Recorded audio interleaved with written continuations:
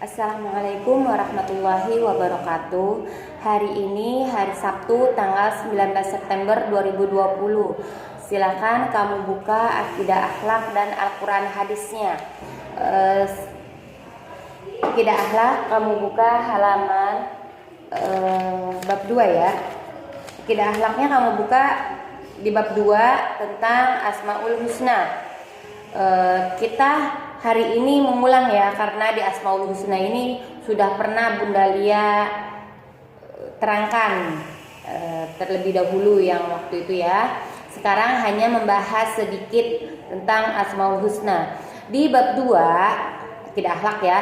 Di bab 2 Akidah Akhlak ini yang tentang Asmaul Husna, kita mempelajari 4 Asmaul Husna. Yang pertama Al-Qawiyyu. Al-Qawiyyu artinya yang maha kuat. Ya. Dalam surat Al-Hajj, ma qadarullah haqqa qadrih. Innallaha laqawiyyun aziz. Mereka tidak mengagungkan Allah dengan sebenar-benarnya. Sungguh Allah maha kuat, maha perkasa. Ya.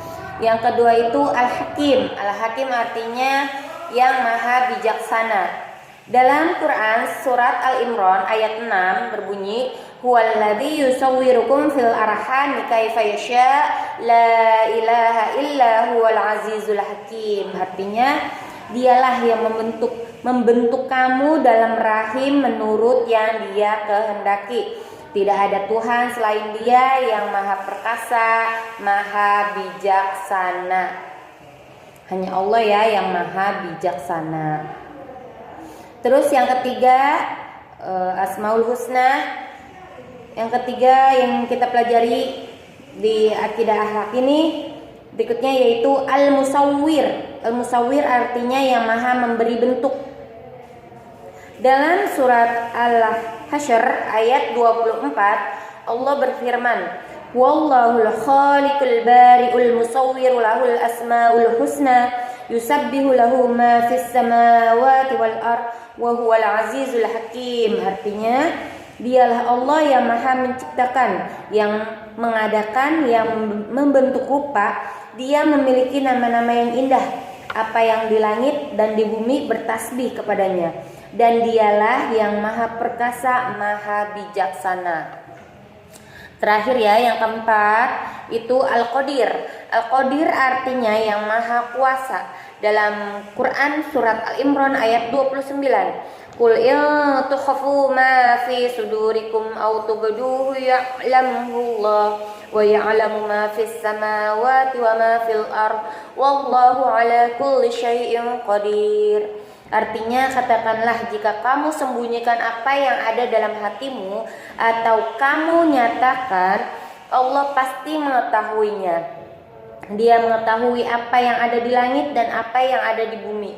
Allah maha kuasa atas segala sesuatu. Ya, jadi hanya Allah yang dapat mengetahui apa yang ada di dalam hati kita. Orang lain nggak tahu kalau kita nggak bicara tentang apa yang kita rasakan, tapi Allah maha mengetahui apa yang kita rasakan.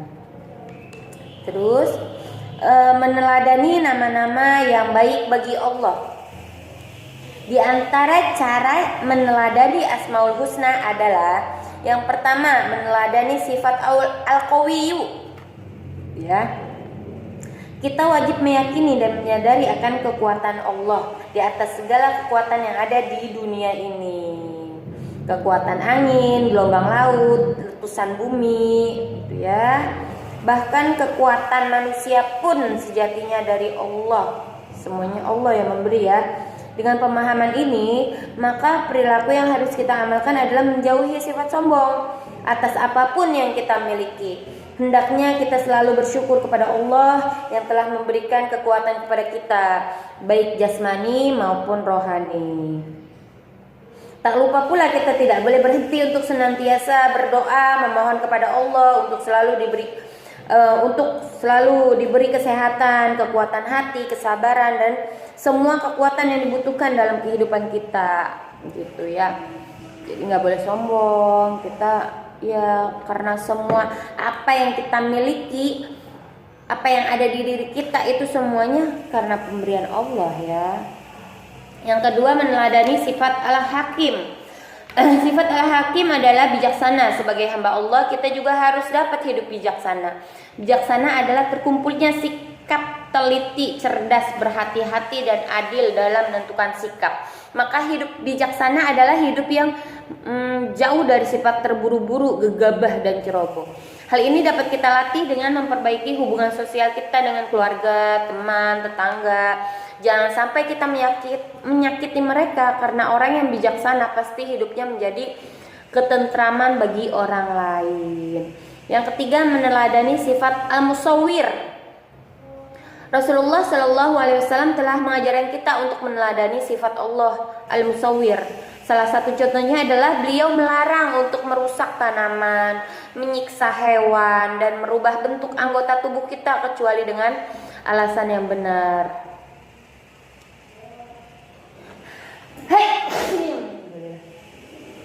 Hal ini tidak lain adalah cara kita menghormati ciptaan Allah, Zat yang maha membentuk. Bahkan dalam peperangan pun Rasulullah melarang umat Islam melukai wajah musuh-musuhnya. Ini adalah akhlak Islam yang sangat terpuji gitu ya.